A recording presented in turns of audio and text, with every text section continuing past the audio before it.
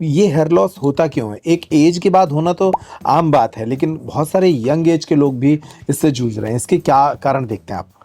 देखिए, hair loss जिसको alopecia भी बोलते हैं, एलोपेशिया मेनली जो होता है वो होता है जेनेटिक, 2-3 टाइप का होता है। अगर मैं बात करूं जो मेल में होता है, हाँ। मेल पैटर्न जो होता है वो जनरली होता है एंड्रोजेनिक एलोपेशिया होता है। अगर आपके फादर या जेनेटिक हिस्ट्री है हाँ। तो मोस्ट प्रोबेबली आपको भी वही होगी।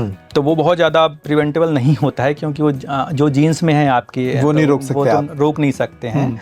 अब कुछ एक चीज़ें आ गई ट्रांसप्लांट वगैरह, वो हाँ। अलग मैटर है। जो चीज़ें प्रिवेंटेबल हैं, जैसे कि जो कुछ न्यूट्रिशन की वजह से हो रही है, पॉल्यूशन की वजह से हो रही है, आजकल लोग बाग कॉस्मेटिक का बहुत ज़्यादा यूज कर रहे हैं। आपने देखा होगा कि हेयर डाई, कलर, शैम्पूस आ गए हैं, तो ये चीज़ें कहीं ना कहीं उस पर नुकसान भी हैं। और खाने का भी रिलेशन है, हम लोग बहुत ज़्यादा अनहेल्दी डाइट यूज करते हैं जिसकी वजह से ये सब चीज़ें बढ़ती हैं। तो अगर किसी को हेयर लॉस हो रहा है, अर्ली हो रहा है, तो आप एक तो आयरन, फोलिक एसिड और जिंक, ये 3 ऐसे मिनरल्स है जिनसे हेयर फॉल होता है। तो इसको एक बार चेक करा के इसको आप करेक्ट करें। और दूसरा है कि पॉल्यूशन अगर हो तो पॉल्यूशन को में ऐसी जगह में आप जाएं तो थोड़ा सा उसको देख लें। और तीसरा जो अगर बहुत ज़्यादा हो रहा है, जैसे फीमेल्स की अगर मैं बात करूं तो उनमें कुछ एक बीमारियां होती हैं, जैसे एक थायराइड की बीमारी होती है फीमेल्स में, तो उसमें हेयर फॉल होने लगता है।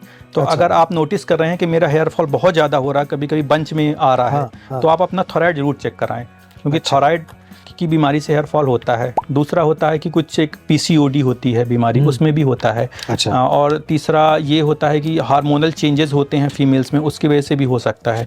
तो कुछ बीमारियां भी होती हैं, तो उसके वो भी आपको चेक कराना पड़ेगा रेगुलर, और डाइट जो है वो मेंटेन करनी पड़ेगी। खाने पीने में कुछ ऐसा सजेस्ट करेंगे आप कि ये खाने से थोड़ा बालों को ताकत मिल सकती है? देखिए, बालों को जनरली जो विटामिन सी रिच फूड है, विटामिन ई, ये सब के सप्लीमेंट हैं, आयरन, फोलिक एसिड और जिंक, ये सब चीज़ें लेना पड़ता है, जिससे हेयर फॉल जो न्यूट्रिशनल हेयर फॉल है वो कम हो सकता है। वो कम हो सकता है।